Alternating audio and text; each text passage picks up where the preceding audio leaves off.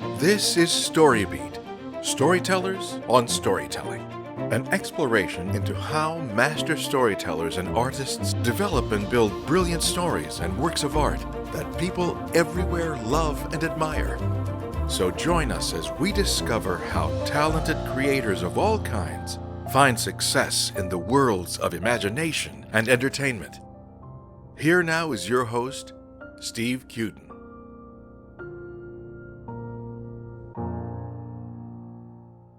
Thanks for joining us on StoryBeat. We're coming to you from the Center for Media Innovation on the campus of Point Park University in the heart of downtown Pittsburgh, Pennsylvania. If you like this podcast, please take a moment to give us a rating or review on whatever app or platform you're listening to. Your support helps us bring more great StoryBeat episodes to you. Well, my guest today, the brilliant Amanda McBroom, has been called the greatest cabaret performer of her generation, an urban poet who writes like an angel and has a voice to match. Her name first came to the attention of the music-listening public when Bette Midler's version of Amanda's song, The Rose, hit #1 worldwide in 1979. Her songs have been recorded by no less than Leanne Rhymes, The Manhattan Transfer, Anne Murray, Barry Manilow, Judy Collins, Barbara Cook, Nana Mouskouri, Curt Cobain, Donny Osmond, and Eminem, to name a few. She was a staff songwriter for the experimental TV series Cop Rock, and with her composing partner and my previous guest on StoryBeat, Michele Brourman, she's written lyrics for 14 animated films, including The Land Before Time, Parts 4 through 14, Hercules and Xena, Alvin and the Chipmunks Meet Frankenstein, An American Tale, The Mystery of the Night Monster, and Balto, Parts 2 and 3. Amanda's first two albums, Growing Up in Hollywood Town and West of Oz, were recorded in collaboration with pianist Lincoln Mayorga. Her album, Dreaming, sold over 150,000 copies worldwide.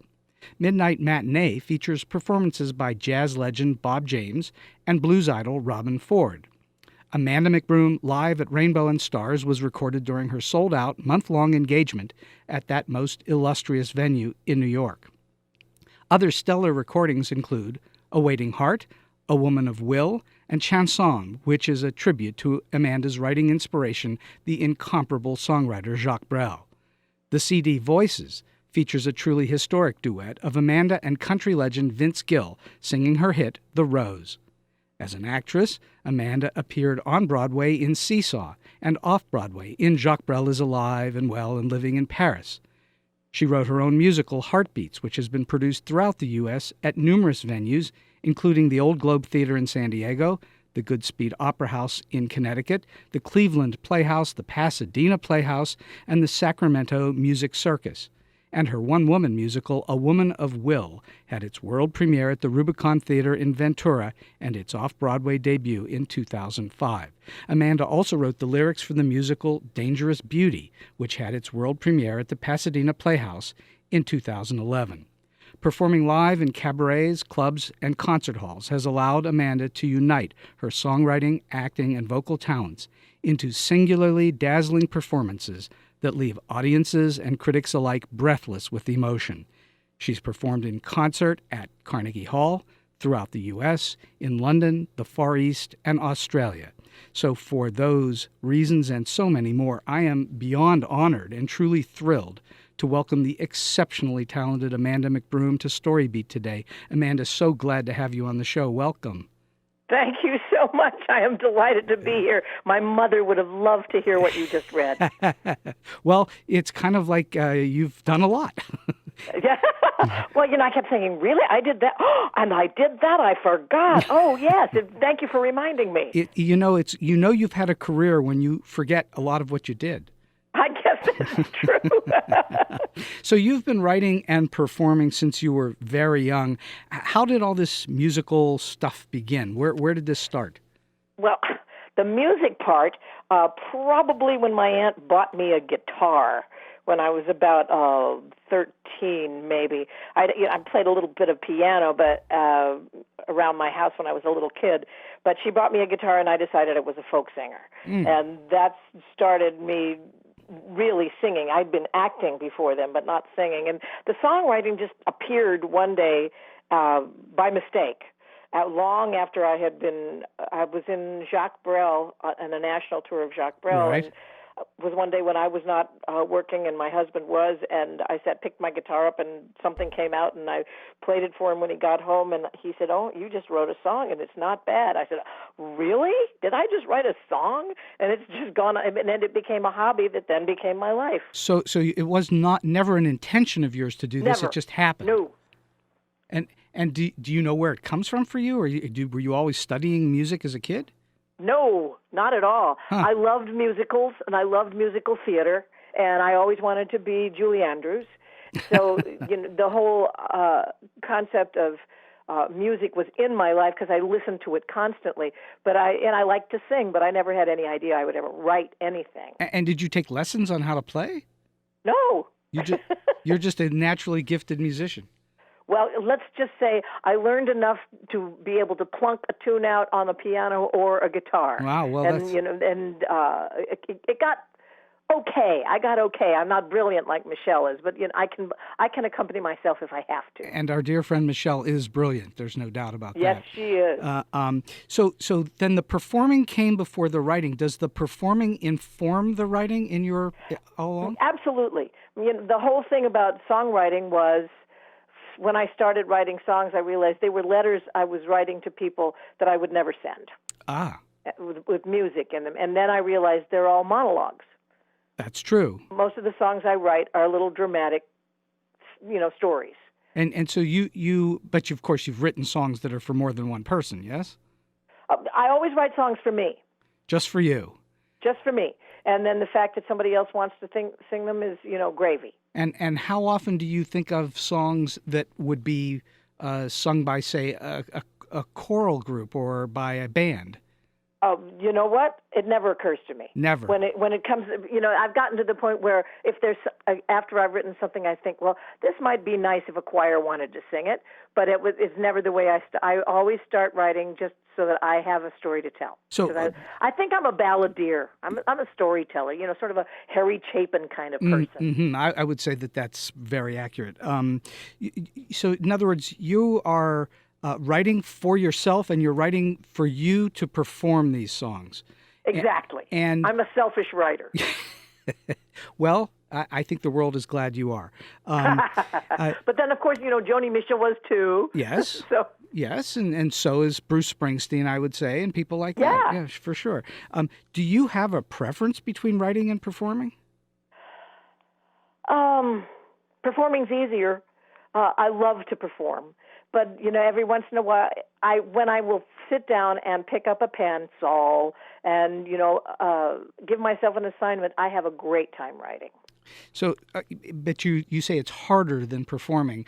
Oh, yeah. In what way is it harder? What makes it harder for you? Well, the blank page is yes, is intimidating. It's a taskmaster. And so I'll do anything. I'll walk the dogs, I'll do the dishes until whatever song wants to come out just grabs me by the throat and says, "Sit down now. You have to write me." Mm-hmm. Well, I think that that's actually a very common issue for most writers. Yeah. I think writing is probably one of the hardest things to do, and most people think it's incredibly easy, but it isn't. For many, music is a kind of a calling. Has it been a calling for you? I guess so. I mean, I never would have said that it was a calling. I would have said it was a hobby. Mm-hmm. I always loved to sing, but it was always I did for my own pleasure. It wasn't for anybody else.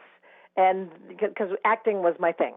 Well, so when the life sent me down the road that I wasn't planning on, and singing became the thing that was bringing me out into the world, I realized that I could act in a song as well as just stand there and sing it. So it morphed from acting into singing. Well, I think the listeners should pay attention to what you just said, which is that life sent you down the road that you weren't planning.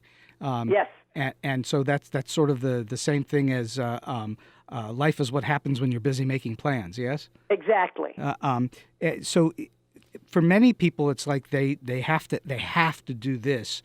Yes. I'm assuming you have to do this. You would do this even if nobody paid you, I assume. Oh, absolutely. I had no idea that anything would ever come of any of it. I just had to do it.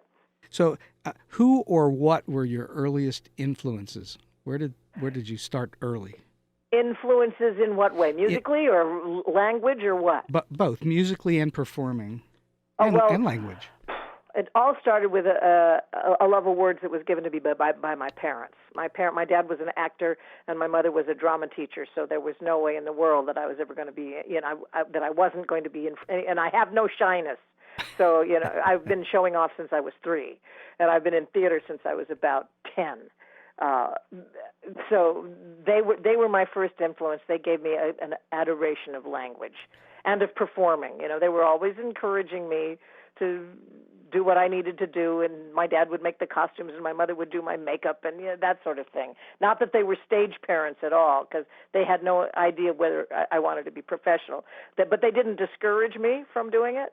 And the music started, I guess, when I was in high school and started folk singing, and just also loving all those Broadway musicals that I was hearing on my record player. Yes. And sort of dreaming of, wouldn't it be nice to be in My Fair Lady, or wouldn't it be nice to be in Oklahoma or something like that. So that's where the music started seeping into me. So Julie Andrews was, as you've already said, a very early inspiration, I assume. Oh, big time.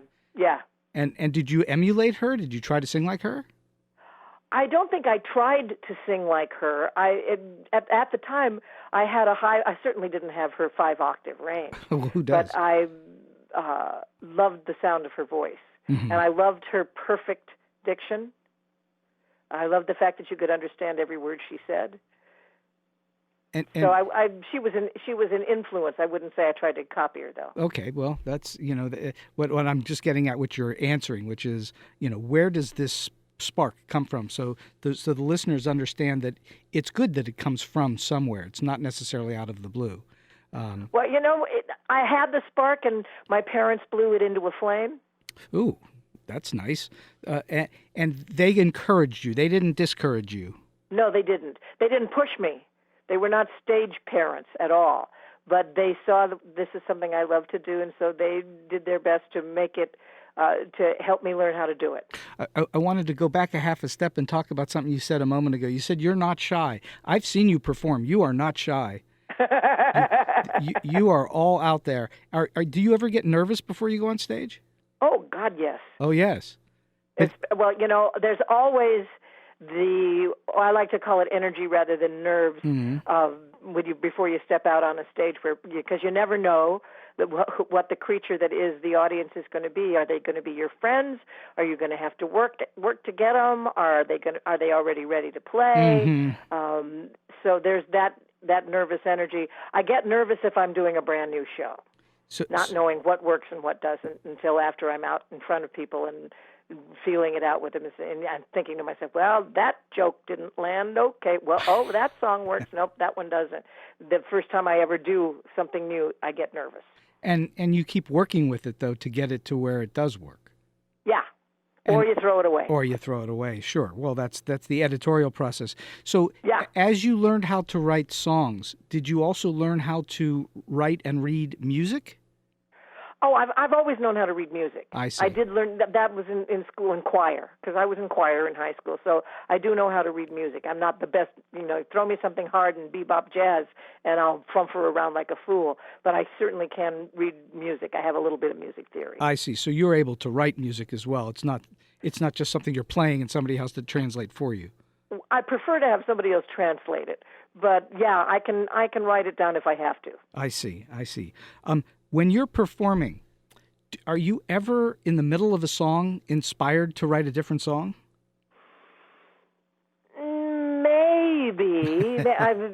Maybe, but I get so deep into the story of the song that I'm performing that I try it's like a meditation. I try very hard not to let other things sneak in. Mm-hmm. But sometimes if I'm listening back to a performance, I'll hear something that'll trigger something else. So in other words, I guess because I'm asking because I find it interesting that when I'm writing, sometimes I'm working on this, but the other thing will come into view. Uh-huh. And I was wondering if that happened to you when you performed. Now, I would get it more easily if you said, yes, when I'm writing, sometimes I'm also thinking about something else triggers. I generally not. I'll tell you when I get it is when I'm listening to somebody else perform. Oh, really? Yeah, when somebody else is singing something, I'll say, oh, those 3 words, I can use that. I am not too proud to steal. What's that famous phrase that amateurs borrow and professionals steal? I can't remember what that phrase is. Oh, I like that. I like that. That's good. So aside from doing a lot of writing and performing in order to get to become a better craftsperson, are there other things that you've done to develop your writing and performing talents? Let's see. Well, I've taken a few vocal coaching lessons with a couple of, nothing, deep and long lasting, but I've learned some really good vocal tricks from working with a couple of fine coaches. Mm-hmm. And mostly I've learned just by doing. That you've been doing that your whole life, so that's not a new thing to you, that you just do it. And I'm a firm believer that you just have to continue to do it. You can't buy your way to being better. You have to just keep writing and performing and so on. Yeah, you just have to keep doing it. What when you're not able to find a gig, like you're in between gigs, what do you do to keep up your chops? Nothing. Nothing. You're when lucky. I'm between gigs, I'm in the garden until something will stir me to either write or somebody will call me. Once I know that there's a gig forthcoming, give me a month or so, I'll start singing again. I'll start working out again. But I appreciate downtime. In other words, it's not a problem for you to not sing for a little while. Yeah. That's a gift. Well, you know what?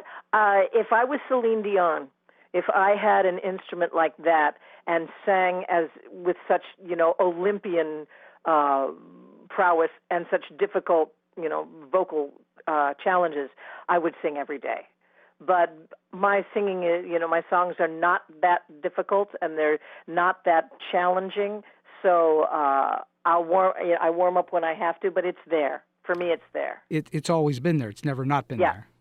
I still. But I'm not a belter.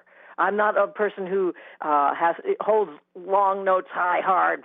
That's not the way I sing. I sing easy. Mostly, I sing easy. Mm-hmm. So for me, it's just. And as a wonderful teacher once said to me, "Darling, if you've been talking all day, you're warm." Well, that's true. Absolutely. Do you, when you're in the garden, do you purposely not sing or talk?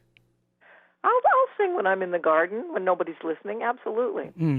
All right, so now I'm really curious about other artists. You've had your work sung by numerous different people. What's the best part of hearing others performing your work? Well, aside from just the thrill and the surreal moment when you realize that, if I listen to somebody do one of my songs, for the longest time I forget that it's me that wrote it. And because I get so lost in the difference in interpretation, because I learn so much from somebody else doing my material thing, because everybody has a different approach to it. It's wonderful to hear a different version because I always hear another color that I didn't even think of. You didn't know that you had that in there, but somebody else saw exactly. it.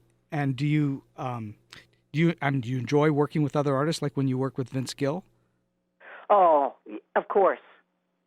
What is it about that? That's a joyous thing. Usually I am not in the studio with other artists. They're recording in Nashville and I'm in LA, mm-hmm. or they're recording in Paris, and so it's not like I get a chance really to hang. Only a couple of times have I been in studio with a performer and able to put in my 2 cents. Does that ever happen live, where you've got other performers? No. No. Well, I heard you sing with Ann Hampton Callaway. So that was fun. Oh, God, singing with Anne, that's like singing with a Maserati. Yeah. That she's such an extraordinary talent, vocal talent, and it's wonderful to be with her because we are so different. We love each other. We have a great time together, and we are so different. Mm-hmm. Oh, she's so facile and powerful and funny and she covers the standards brilliantly. But that gives me room to sit down and do my stuff. And it's we're like apples and broccoli. We're very different, but we work together very well. Have you ever had apples and broccoli? No, but it's health food. Who knows? I could someday. All right, so let's talk about your writing process. When you get an idea for a song, it comes to you out of nowhere? Does it just hit you? Or it comes to me out of nowhere. It comes to me out of reading a newspaper article, a magazine article, somebody says on the street, somebody says on television, something like that, a book title. And so then that's the beginning of it. You need something to frame it, and it's usually what, several words? Yeah, I find what the kernel of the story is going to be. Frequently, I write it backwards. What does that mean? I know what the end is going to be, so I have to find out how it starts. I see. So I guess that makes sense. That's good for most story writing, is it's good to know where you're going. Yeah. And once you know where it's going, about how long does it take you to write most songs? Is there an average? It depends. The Rose took 15 minutes. 15 minutes? It was just there. It was just there. Wow. And others have taken a year and a half. Something that I would work on and say, and just put it in the folder and then come back and pull it out a year and a half later. And there's a couple of songs that I've written with Anne that were lyrics that I started years ago. And finally, I went, I remember this one, and now I understand what it's supposed to be about. And then I would send it to Anne, and she would tweak it. Huh. So that's fun. Or Michele, too. I'll find, or a poem that I've written that I'll send to Michele, and she'll say, this is a song, let's do it. And so you also write music, correct? I do. But you'd prefer someone else to write the music these days? It depends. If it's something very simple, if it's I'm a lazy composer. I'm a really strict lyricist, and I'm not a really strict. I don't write music as easily as I do lyrics. So when you have somebody like Michele Brourman as a composer, or John Bacchino, just write the words and mail them over. When you say you're a strict lyricist, explain what that means. I believe in making lyrics as clean and clear and efficient as possible. I really appreciate a perfect rhyme scheme, which makes me so unpopular in contemporary writing. The words have to rhyme perfectly. I'm sorry, they just do. I'm old-fashioned that way. You would be welcome in Stephen Take a lot of time and care with the lyric, and then the melody. If I'm writing it, the melody comes once the lyric is written, the melody fits under it. With Michele, I'll send her a fully completed lyric, and then she'll tweak it. But she'll send me back music that I had no idea it was going to sound like this. That's one of the wonderful things about collaborating with someone you trust, is that you think you're sending somebody gelato and they send you back a cheesecake, Do you ever find that it's not quite what you expected and you try to get it changed, or never? Oh, yeah. Oh, yeah? It's writing with someone is a marriage, or like a really close friendship. You've got to be able to give and take the word no. Mm-hmm. Well, that's for sure. It is like any partnership is like a marriage.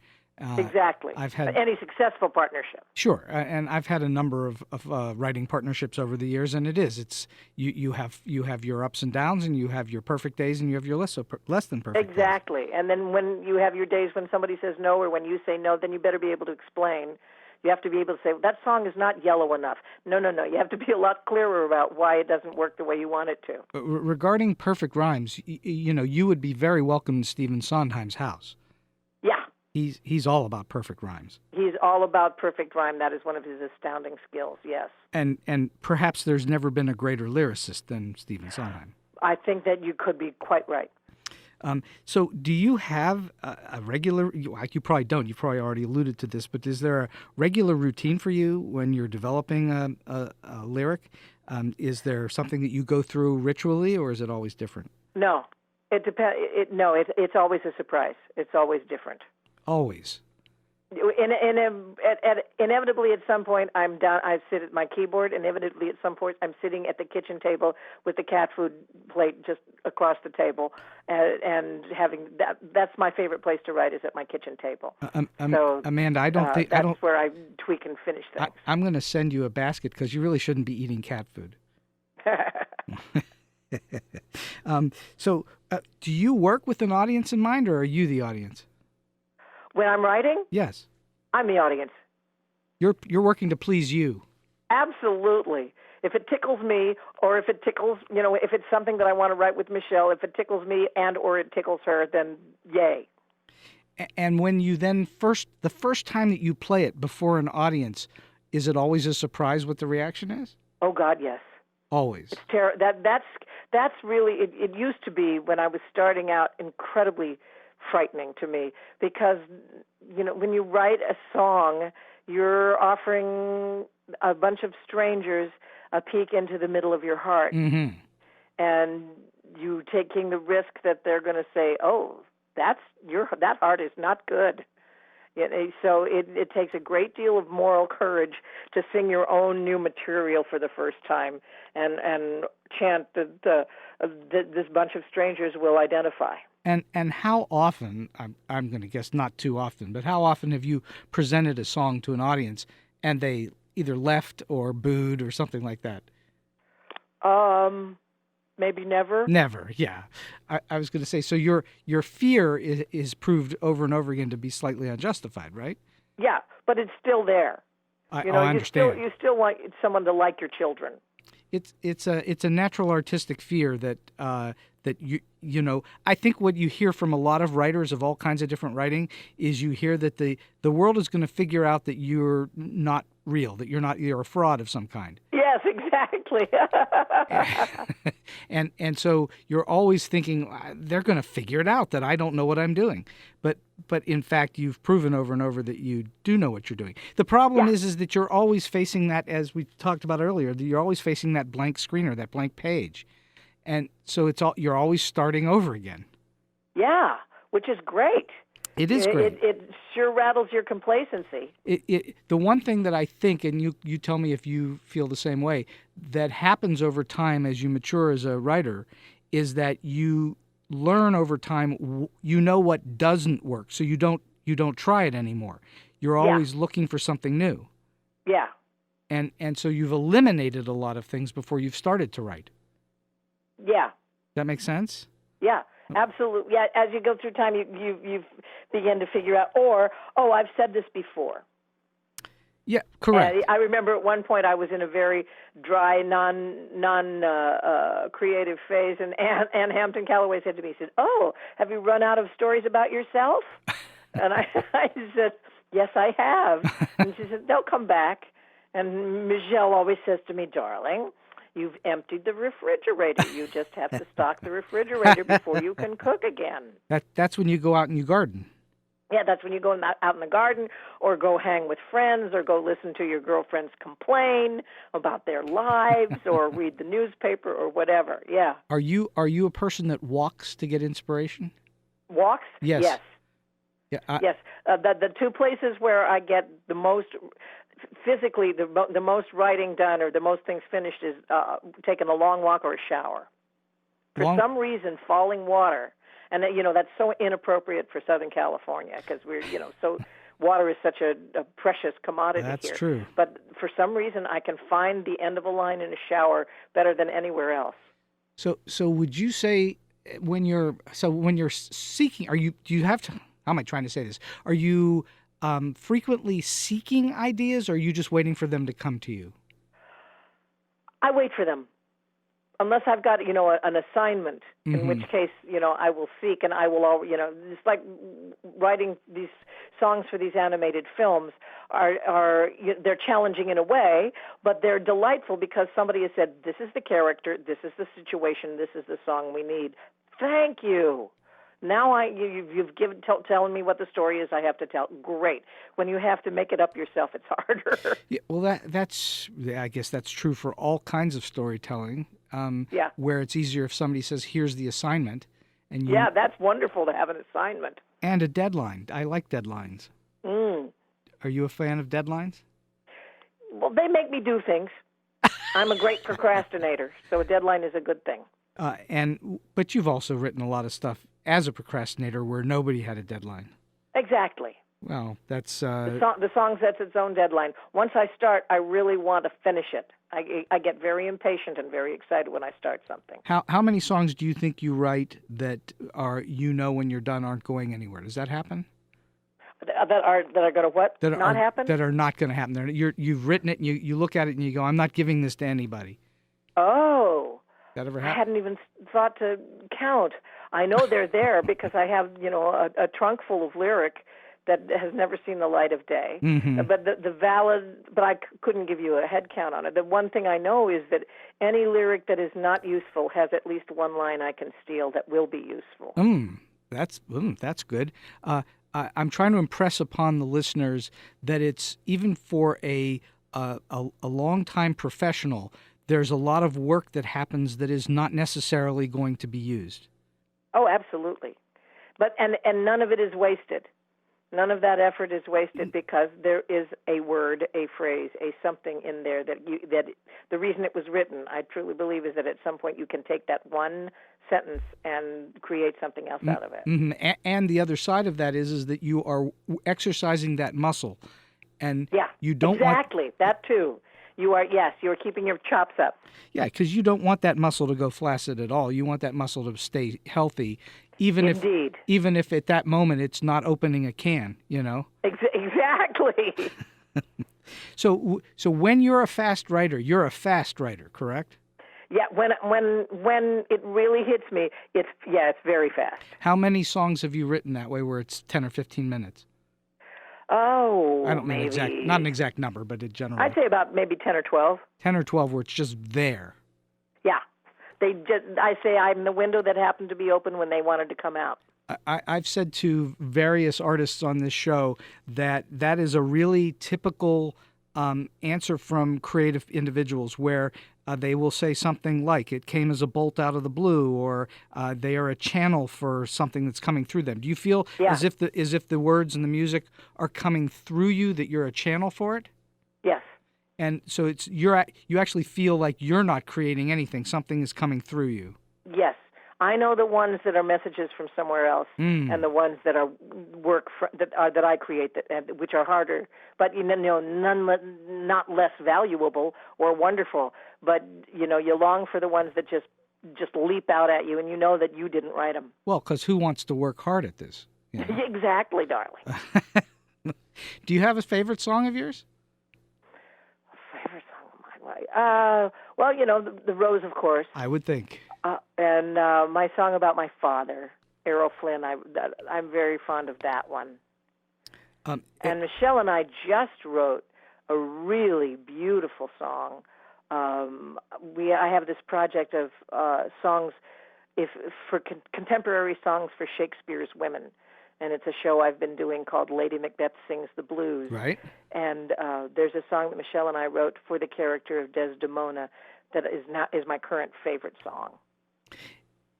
Do you find that you have current favorite songs on a regular basis, where the ones you're working on become favorites? It comes and goes.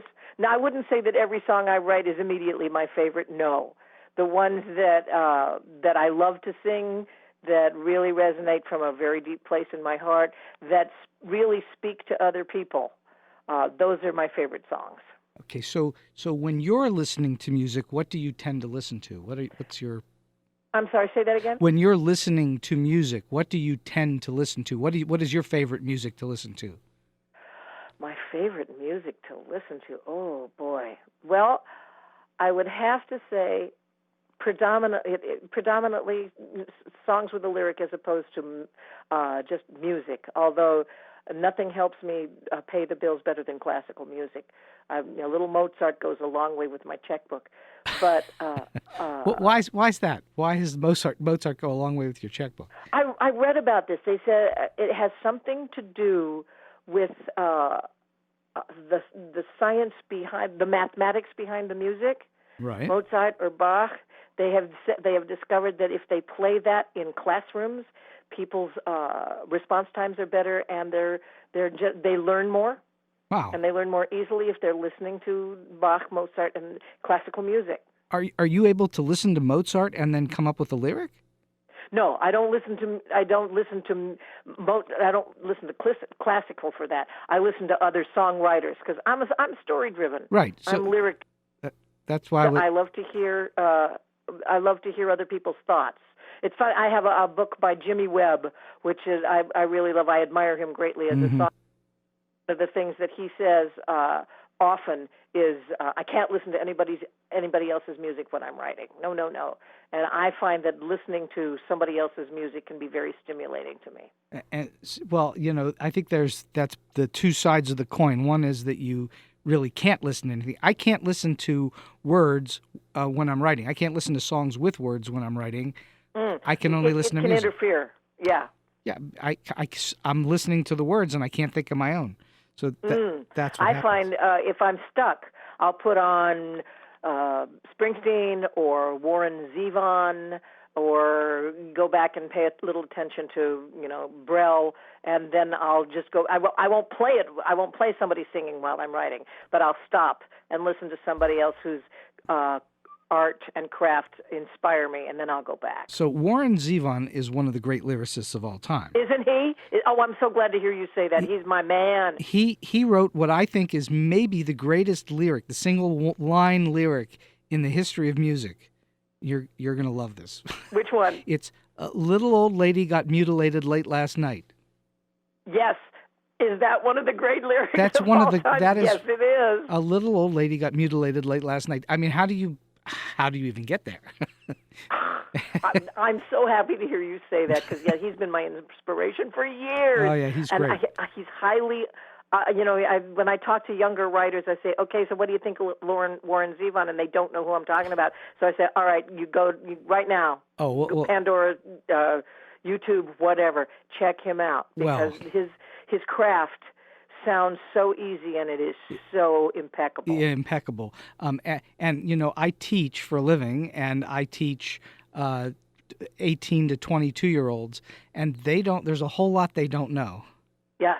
So when you say they don't know who Warren Zevon is, this generation at the moment, until they learn it, does and not then know they him. love him, right? Oh, it's pretty hard not to love him. He's pretty good. Yeah. He's an awfully good writer. I'm thinking of that song. That's another perfect song as far as I'm concerned. And when I'm teaching songwriting master classes, it's one I hold up. I say, okay, who knows Margaritaville? And? Everybody has sort of heard but never really listened to Margaritaville. They just like the groove and they like the spirit of it. It's an impeccably written song. It is has an a first act, a second act, a third act. It has wonderful irony and humor, perfect rhyme schemes, great imagery. Jimmy Buffett is a great writer. Great writer. Do you believe when you're writing a song that it should be a beginning, middle, and end story? Mostly, yes. Like I said, I like to write little plays. I like to write 3-minute movies. Mm-hmm. Yeah, I like a plot. Have you ever taken one of your songs and had it turned into a movie? I've had people propose it a couple of times, and nothing has ever really come of it. Well, maybe that's something you should think about at some point, because you have enough in your trunk that you could probably turn something into a movie. If I knew somebody with the production checkbook and the interest, sure. That's always the tricky part, isn't it? Yeah. Okay, so I'm going to ask you a question I ask pretty much every guest, and it's a tough question, and we'll see what your answer is. For you, what makes a good song good? What makes a good song? Yeah, why is a song good? Why does it work? For me, universality. That is a song that is so specific that it becomes universal. That is so personal that somebody has a song. I'm babbling. It's okay. If a songwriter writes a song that is very personal to them and has detail in it, Springsteen writes really clean detail. Zevon writes detail. Don Henley for the Eagles writes impeccable detail. And when you get things specific and detailed, everybody can identify with it. They become universals because for some reason, in the specific is the universal for me. Well, that's... And then, the craft of really, really good rhyming, a unique take of some kind. When you think that songwriting is like haiku, you have a certain number of notes that you can use. Compositionally, you have a certain number of notes you can put together. And most songs these days are written in 4/4. So you have a limited structure within which you have to really focus down. And I like to say that a really good song is like a triple espresso. It's a slice of life ground very fine under a lot of pressure with a little steam. Ooh, wow. That's great. Have you turned that into a lyric? Yeah. That was great. Certainly when you're working on a song, the more specific, the better. The more amorphous, the worse. Wouldn't you say? Yeah, absolutely. Well, good. If you can say the word, if you can say, instead of saying once upon a time, if you can say last Wednesday at 2, it becomes a much more interesting song. Mm-hmm. I think that's a very good lesson for our listeners to learn. I want to talk for a moment about working on producing a song or production of sorts. Do you, when you're going in the studio, do you produce most of your own stuff, or do you have someone else produce for you? I have friends, really excellent producers. I will be the overall overseer of, but I trust people who are really good, who understand engineering, who understand, who have a great pool of talent to choose from. I don't produce myself. I have the great good taste to know good producers. Do you do anything now in terms of producers and production that's different than when you first started out? Well, I know now to speak up much more for what I want. I haven't become quite as anal as Joni, but I will be able to say, no flutes, nope, don't want that. Or I know how to, I need my voice more farther out front, blah, blah, blah. I can make specifics that I didn't know how to say before, and I know how to choose songs better if I'm going to record. And I know I'm really much better now at how to structure a collection on a CD. Of course, now that CDs are going the way of the dodo too, and everybody's doing single songs on streaming, that art form may be disappearing, but at least I know how to do it. I think that art form will come back.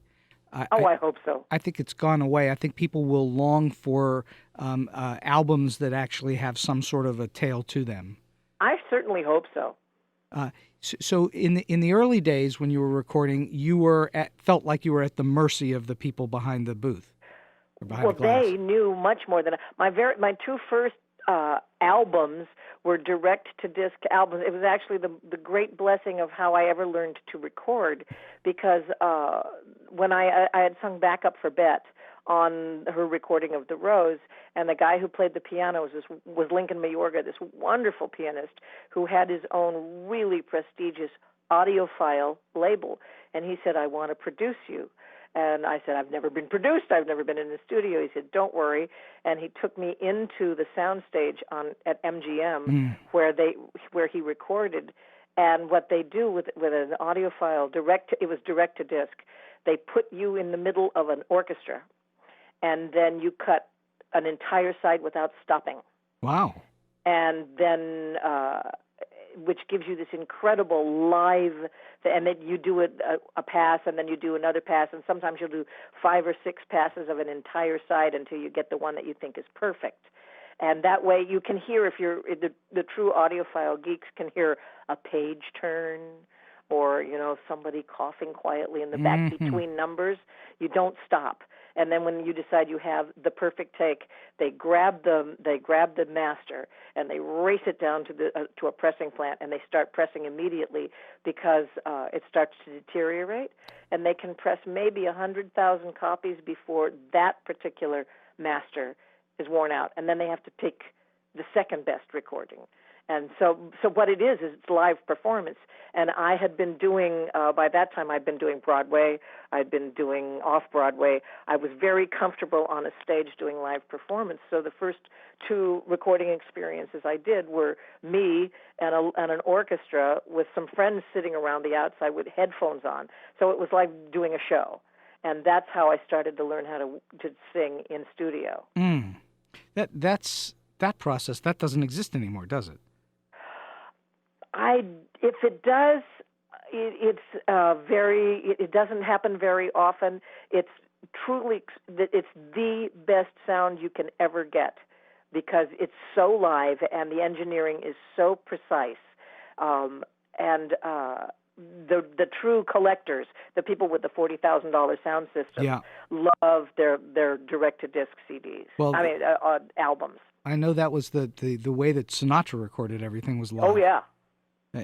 Because it does have a different richness to it.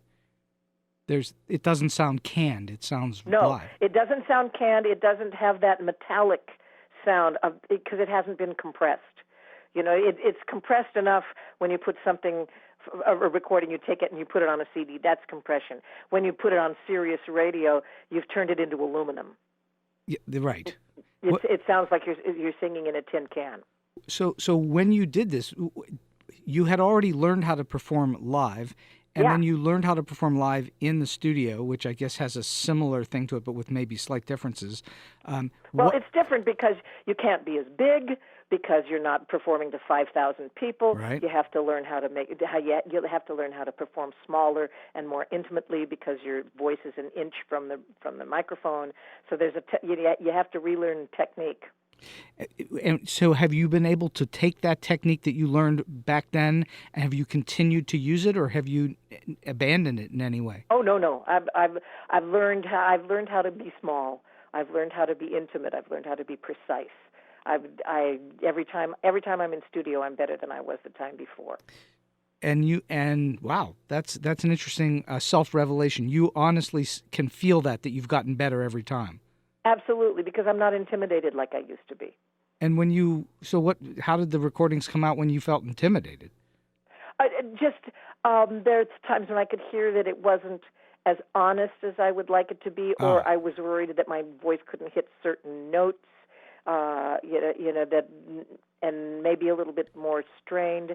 But most, I would say there's no recording that I dislike that I've done. That's nice. Some are my more favorites, but I'm not ashamed of any of them. What is your favorite recording of yourself? My favorite of the moment is I would say the Jacques Brel, which Michele produced.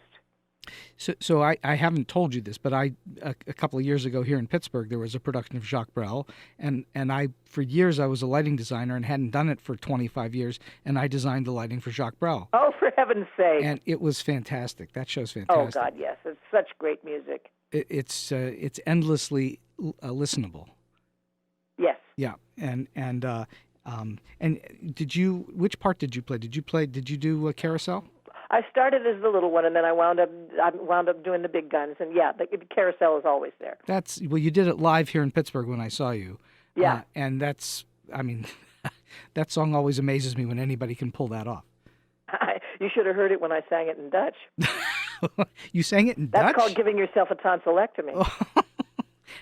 How did you learn that, or do you speak Dutch? I do not speak Dutch. We were in Holland. And we did a production that was half Dutch and half English, and I had to learn to sing it in Dutch, which almost killed me, phonetically. Wow, that had to have been very hard to do. Very hard. and especially that song. I mean, that song's almost impossible to sing as is. Well, it's easier than it sounds. Really? Why is it easier than it sounds? The vowel sounds are really easy. It's really repetitive. It's not. It's impressive that the pyrotechnics of the speed and the acting are very impressive. But all you have to do is learn how to sing it clearly fast. Well, yes, I would say that's true. But I find it very easy. Just the way it's constructed, it's around and around and up and around and round. Round is a much easier word to sing than refrigerator. You know what I'm saying?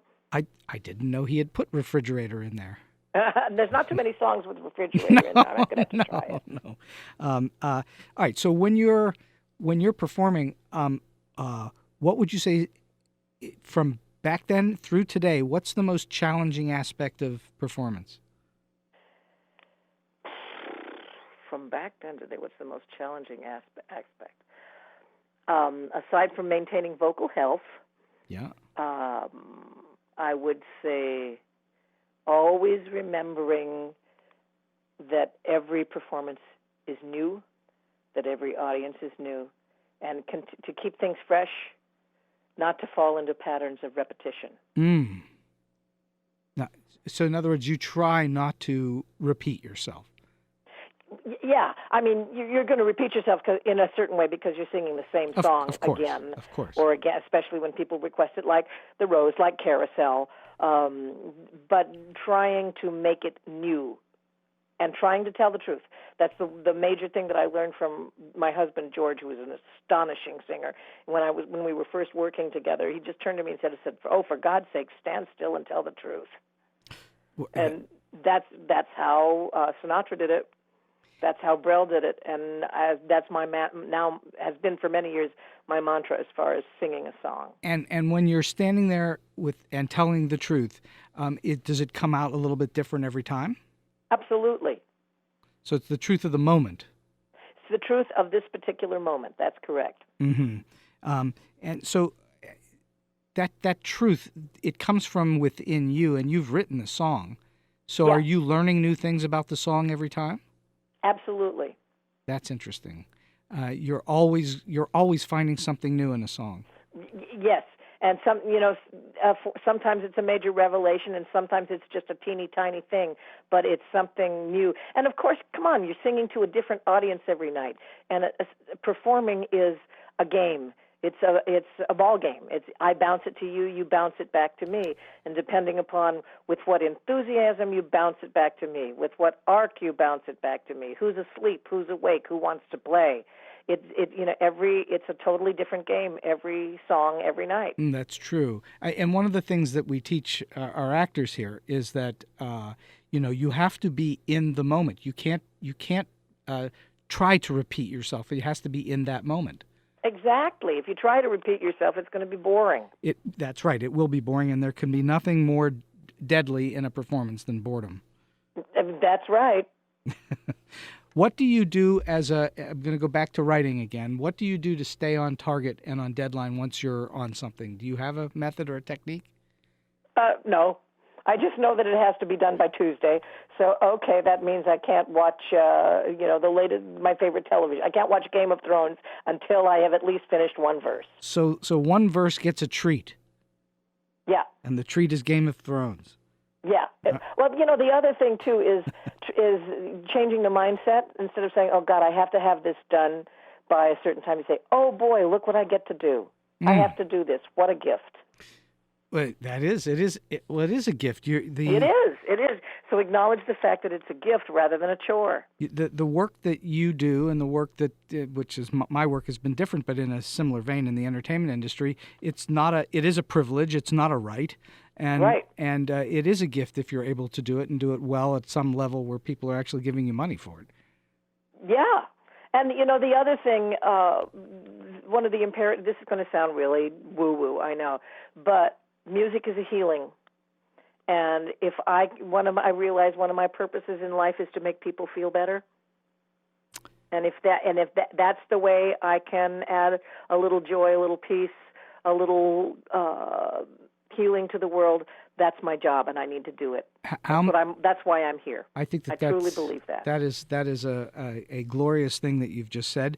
And I know that after shows that you meet the crowd and you sign autographs on your CDs and so on. Yeah. How fulfilling is that for you? I call it Act 3.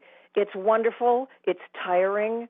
The show is not over when you finish the show, because you must expend the energy of connecting with people, letting them tell you how they feel, if they feel. That's part of the job too, is being able to say thank you.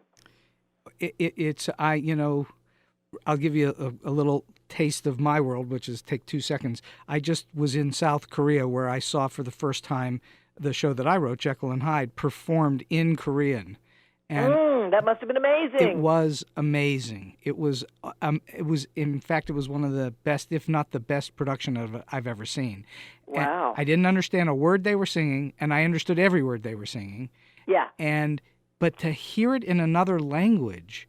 Oh, my God, yes. It's so odd and out of body and yet so fulfilling at the same time. Oh, gosh, yes. And to see that another culture gets what you were creating. It's just an awesome thing when that happens. And I know you've performed overseas, and that's the same. Your work translates everywhere. Well, some of it does, yes, indeed. Some of it does not. It depends. Some things are very American that I write, and some things are universal. Yeah. Well, yes, but I would say that the stuff from the heart really is all universal. Yeah, seems to. What would you say is the biggest disaster you've ever found yourself in, and how did you get out of it? The biggest disaster would be this wonderful musical that Michele and I wrote the music for called Dangerous Beauty. Beautiful musical that wound up in the hands of the wrong producer and the wrong director. And watching it go down the tubes when it should be on Broadway right now was heartbreaking. That was the biggest disaster. I saw Dangerous Beauty at the Pasadena Playhouse. I thought it had a lot of good to say for it. It just didn't quite work. No, it didn't work because things were being asked of it that were not what its intention had been. But they decided to put, tits and glamour and all kinds of new contemporary rock and roll and stuff like that. And we didn't know enough at the time to say no. And the producer and the director were both incredibly powerful. And we allowed ourselves to be bullied into doing things we didn't want to do. Well, was it a work for hire? No. So you own it then? Yeah. Well, the woman who wrote the film owns it. Yeah. And she's, the three of us, she was the book writer and Michele and I were the music. Is there ever a conversation about reviving it? We always talk about reviving it. We would very much like to revive it and do it the way we intended. So if you could go back in time, maybe this is it, maybe Dangerous Beauty, if you could go back in time and do one thing over, what would that be? Would it be Dangerous Beauty? Be allowed to pick the director. Yeah, allowed to pick the director. Because you didn't get what your vision was. Yeah, we were not offered the option. And had we been offered the option, I know who the director would have been, who's a dear friend and a brilliant musical director, and it would have gone a whole other way. But, that's water under the theatrical bridge. It is. That's the way And hopefully there can be a revival. Well, hopefully so. I hope that you do get a revival. I think it's a show that should be on Broadway. Because I would like to hear it sung in Korean, too. Yes, I understand. It's that was like a lifelong dream to hear it sung in. I mean, I've heard it on record sung in Korean because there's an album, but I wanted to see it live, and that was an amazing thing. That had to be wonderful. It was wonderful. It was wonderful. So believe it or not, we've been talking for close to an hour. Wow. And so we're going to go to the famous last two questions. Okay. You've obviously worked and met with lots of people in the entertainment industry. Fortunately, you've had the good luck to work closely with a few people a lot, but you've worked with all kinds of people.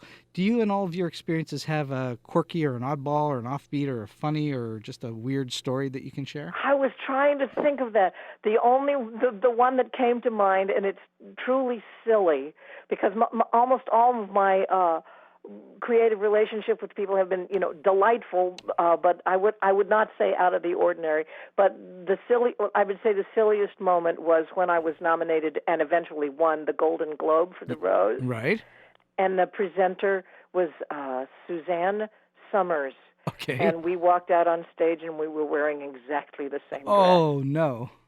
She filled hers out a lot better than I filled mine out, but we looked at each other, and for a moment we were both struck dumb. You literally the same outfit. Literally the same outfit. We both went to Trashy Lingerie and got these really incredible teal blue nightgown dresses. And we walked out on stage and looked at each other, and neither of us could say anything. Nobody made a comment? And not until much later. And then we both started to laugh. I don't know if it was a sincere laugh, but we laughed. Well, yeah. I mean, what are the odds? Thank you very much. I'll take my trophy and go home now. Bye. Well, but you won one, and that counts. That's right, honey. They don't get to take that away, do they? No. No, not for wearing the same outfit. All right, so what is the best piece of advice that you may be able to share with those who are just starting out in the business or maybe in a little bit and trying to get to that next level? I would say the operative word, keep tattooed to your forehead the word yes. Yes. And keep yes in your heart, and keep a pencil and a notebook or or your iPhone or whatever always warm in one hand, because you will always find for inspiration everywhere. That's a wise piece of advice I've not heard anybody else say on the show, and I do that myself. You always want to have something to record with, whatever that is. Absolutely, because if you keep your eyes and your ears open, there are wonderful thoughts everywhere. Everywhere. And what happens if you don't put it down? You forget it, don't you? You'll forget it unless you say it over and over and over and over to yourself, which makes you very tedious. You'll forget it. Write it down, and then put it, but keep it right there where you can, lift from life everything that you need to write. Well, I think that is a very sound piece of advice that more people should practice, is having something, whether it's a voice recorder, which is a pain in the butt to carry, although most cell phones now have voice recorders in them. Exactly. Oh, most cell phones do, absolutely. Yeah. Or at least the small pad or paper of some kind, and a pen or a pencil. And the other thing is, lift your eyes from your cell phone. Yes, please. Look around you. Don't look down onto your screen. Look around you. Well, we're slowly having a problem with that in our whole society. Yeah. I see it in the classroom and on the street. It's not a good thing.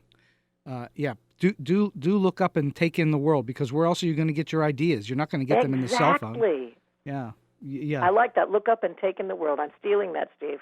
It's all yours. It was yours to begin with. It's still yours.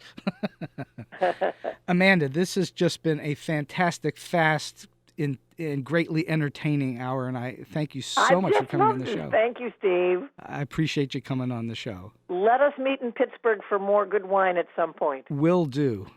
Okay. We have a real treat today. Amanda has graciously allowed us to listen to an unreleased recording of a song that she wrote with Roger Kellaway, who wrote the music. Please enjoy now, Silk Pajamas.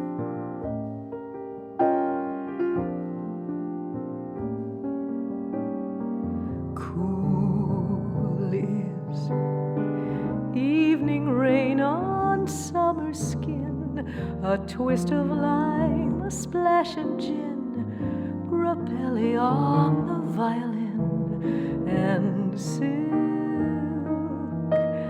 pajamas. Warm is firelight, the touch of fur, a stranger's smile, a Persian's purr, the sigh that flies from him to her, and silk pajamas. The secret world of senses, the source of pain and peace, is taste and sight and sound and smell and such. They lower your defenses or bring you sweet release, but if you please, the best of these is touch.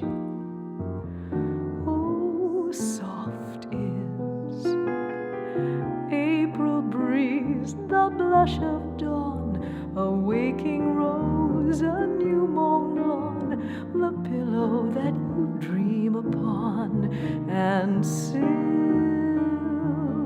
pajamas.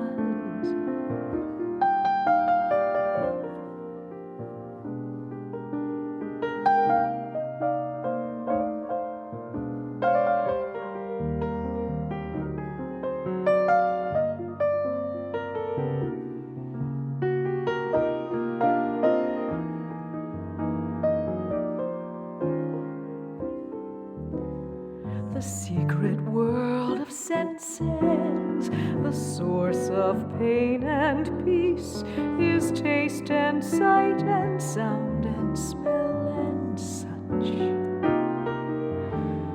They lower your defenses or bring you sweet release. But as for me, the best of these is touch. Hot is August sand, a high-heeled shoe, a sky that's red, a song that's blue, and then, of course, the thought of you in silk pajamas.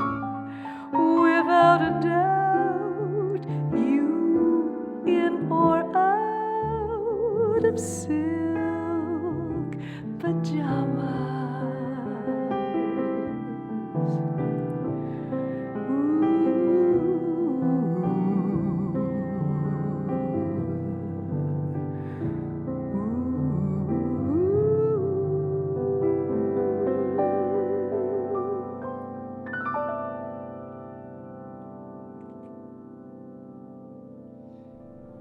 And so we've come to the end of today's Story Beat. If you like this podcast, please take a moment to give us a comment, rating, or review on whatever app or platform you're listening to. Your support helps us bring more great episodes to you. This podcast would not have been possible without the generous support of the Center for Media Innovation on the campus of Point Park University. Until next time, I'm Steve Cuden, and may all your stories be unforgettable.